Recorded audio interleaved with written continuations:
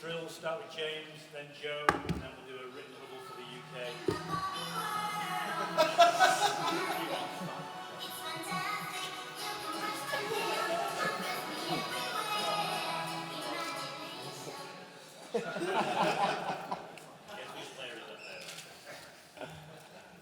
Woody? How do I follow that? All cameras all good at the back, yeah? James, over to you. I didn't hear that on the playlist earlier. Ben, have you decided on your team? Yeah, we're unchanged from last game. What's the thinking? Everyone's pulled up well. Everyone's fit from the last game. So, yeah, we've gone unchanged. How much did that take out of your bowlers? Was anyone particularly stiff? What have been the conversations? Yeah, I think, well, it's been a tough 4 games, to be honest. And, look, I think one little tiny positive we could maybe take out of the rain of the last 2 games was that the bowlers got a bit more rest. Obviously, it's a strange one to look at from that point of view, but with the quick turnaround and the game that we have here and knowing what we need to do, you could see that was a tiny, tiny little positive, although it's very hard to say it's a positive considering it rained for 2 days. It will mean Stuart Broad will play all 5 tests, aged 37. What an effort that is. Yeah, amazing. It was always going to be hard for one bowler to play every game this series, but he's been incredible for us. He's put some obviously incredible performances throughout Test matches, but he's also been very good at coming on with the ball and changing the game on numerous amount of times, which is something he's done throughout his whole career. And yeah, being a leading wicket taker, it's very hard to look past someone like that. And as you said, at 37 years old, I think that testament to how much work and effort he puts in off the field to make sure that he can keep turning out on the field for England. And James Anderson turns 41 on Sunday. He said he wants to continue playing Test cricket beyond this series if you still want him. Do you still want him? Yeah. Why? Why? Yeah, why? How much longer do you think he can go? What is he offering you right now? He's not offering me a lot, as usual. No, he's quality, man. I think it's very hard for you guys to sit here and say he's not. Although he's not probably had the impact in the wickets he would have liked to in the series. He's a quality bowler, quality performer, and it's sort of like, obviously Jimmy's come under a bit of flack for that, but it's sort of, if Joe hadn't scored the runs he would have liked to, you wouldn't be questioning him about staying in the team as a batter. So, look, we've got James Anderson as the greatest fast bowler to play the game, and he's still looking as good as he was 2 years ago, although he hasn't had the impact that he would have liked to of this series. And what have you said to the guys post-Manchester to reinvigorate? Obviously, there would have been a bit of deflation, but really focus the minds again as you go this last time and finish on a high? Well, to be honest, the more games we've played under me being captain, the less I've actually had to find myself saying. I think everyone's very aligned in terms of what we want to do, and I'm not someone who speaks for the sake of speaking.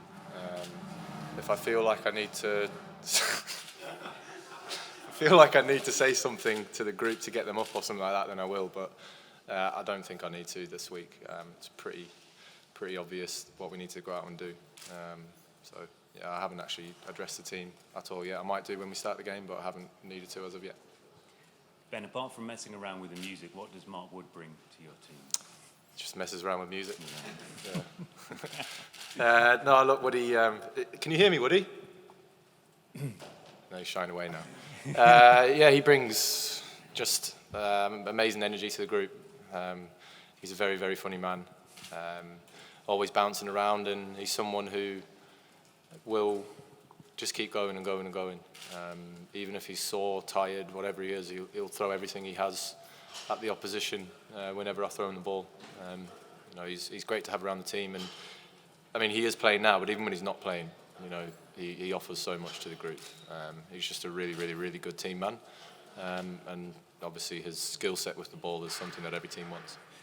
This series has taken us all, I guess, through a whole range of emotions, and that's the great thing about the Ashes. It always seems to us that it has a greater intensity and excitement than any other period of cricket if you're connected with England and Australia, I think. How have you found it all as being the captain in all this, Ben? Yeah, well, it's my first Ashes series as captain. It has been gone through a few different emotions than I have in previous series or have not been. But it's funny, said downstairs actually, leaving Manchester after the game was done. Never left the game pretty emotionless. It was a really bizarre feeling. Because obviously the game petered out the way it did because of the weather. And yeah, you sort of look back and go, do you wish we either have gotten beat or we had played, Australia managed to I don't know, pull a draw off in that situation? Because, yeah, leaving the ground where you can't really do anything, well, you can't do anything, it's a very strange place to feel and strange place to be, and it makes you feeling very odd. You know, shaking hands with the umpires and the opposition at the end, you could see that from both sides. It was just sort of like an emotionless. Australia retained the Ashes, we couldn't win it back, but it was just like, yeah, it was very bizarre. And that's, you know, two teams of professional athletes. They want to be out there, they want to be playing against each other and doing what we do. But unfortunately, we weren't able to do that. So yeah, it was a pretty flat feeling, but we've got rid of those emotions and we're all set for this week. Was it difficult to get rid of those emotions? I know exactly what you mean. I think maybe even spectators felt the same way. And even coming to the Oval, that flatness was still around. It's inevitable, I suppose. So, I mean, from your perspective, what's the motivation to get you from that flatness to the point where we always see you in a match? Well, I was putting the shirt on, walking out, representing the country and leading this team out was all the emotion that I need. Thank you. We'll go down, Brendan. G'day, Ben. You, as a team, done a lot tactically, attitude-wise for Test cricket the last 12 months or so, and probably as much as you can do in terms of the England team specifically. Have you got ideas more broadly as to, I suppose, what you'd like to see happen around the world in terms of, you know, it's obviously more popular in some parts of the world than others. Yeah, what other suggestions or ideas you've thought about when, I guess, taking on that mindset? I think it's not fair on me to say that this is how every team should be playing or be thinking about it, because every team's got their own way of operation, and I think, you know, teams find a way to play that best suits the individuals they have in their team, and every team around the world is different. Every other team has a different setup or a different dynamic, and the dynamic that we have and the cricket that we play best suits the individuals in this team. But yeah, so we're doing our part as a team and as a group of players in England, but I think it'd be very unfair of me to say that other international teams should look to be doing the same things as what we're doing. And just in terms of, I suppose, the way cricket is scheduled, things like that, I suppose the bigger picture stuff that goes beyond the tactics and the way to play? Not really. I mean, Test cricket just needs to stay. Whether or not that means that the people in charge of that, who at the ICC, need to embrace the fact that Test cricket needs to survive alongside the other formats. You know, I think there is a world where T20 and Test cricket can work side by side. I think T20 cricket has obviously helped the Test cricket in terms of some of the play that you see in the modern era. Because without T20 cricket, you wouldn't see some of the shots or some of the plays coming through, because they've been brought up on, you know, white ball cricket and T20 cricket especially. So if you think in 10, 15 years' time, if Test cricket's still around, and the players who have been brought up around white ball cricket, Test cricket could be even more entertaining from a whole, you know, worldwide point of view, rather than just sort of us at the moment in terms of the way that we're playing. Let's go down at the front, Andrew, and then Scott. Thanks, Ben. You touched on Jimmy Anderson. You said he's the greatest fast bowler to play the game. Are you convinced that he's ahead of the likes of McGrath, Steyn, Wazumakram, Ambrose, Marshall, etc.? And if so, why? You only face Steyn. Never faced McGrath. Didn't face the other guys. So, you know, that's I've obviously faced a lot of them, been on the field a lot with them, and nearly 700 Test wickets, I think, is phenomenal to be able to do it, and obviously all around the world as well. But look, everyone's got an opinion on those kind of things, and my opinion is that James Anderson is the greatest fast bowler to play the game. Rambo, go ahead. Ben, I can't imagine you followed it closely, but in Australia during the Old Trafford Test, there was suggestions that Pat Cummins should maybe give it up as a captain, even though he was 2-1 up in the series and had recently won a World Test Championship final. I'm just wondering, as someone who's sort of similarly early in a captaincy journey and has had a fair bit of success, what you would make of those kind of calls and whether they're fair or otherwise? Not sure why someone would say he should give it up, to be honest. I think he's done a great job for Australia.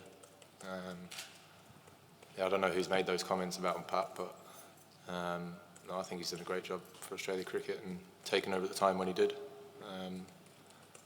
Yeah, probably a little bit unwarranted from whoever said those. That's coming from an Englishman to an Australian, so yeah. Scott, I will take you on.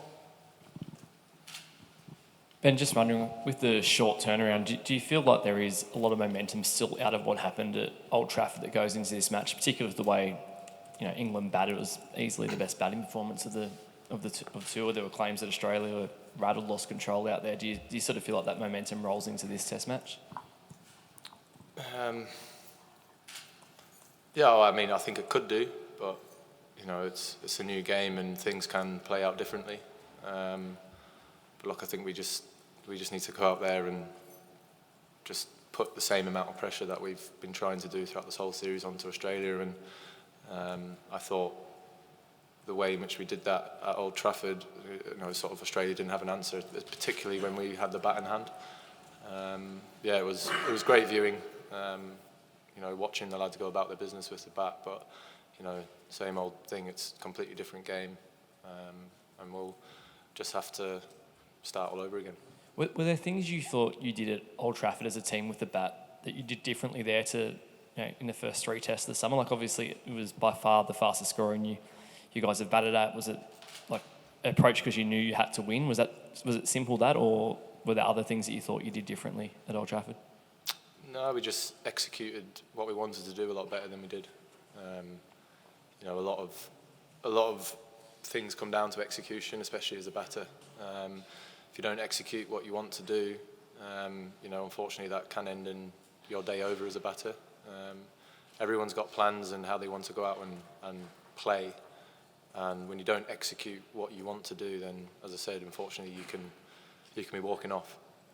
But it was our execution of the plans we wanted to do were very good at Old Trafford.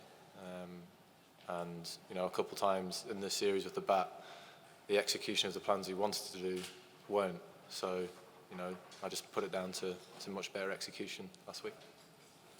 Simon Hughes, last question, please. Woody's at large, just above you now, by the way, just to warn you. Just looking at your own role in the team, Ben, obviously, prime role with the bat and captain. Bowling-wise, you've only managed, I think it's 29 overs in the series. How do you see yourself as a natural all-rounder evolving? Was that because you seen me bowl spin before? Yeah. Yeah. Yeah, look, I mean, I don't know, I think there's probably a time to think about that after the series, but, I think the time I spent in India, all the effort that I put in to get to where I was before the series started, it is, again, another frustrating thing when all the work you do can, your body can let you down at times when you don't want it to. But look, I'll have probably a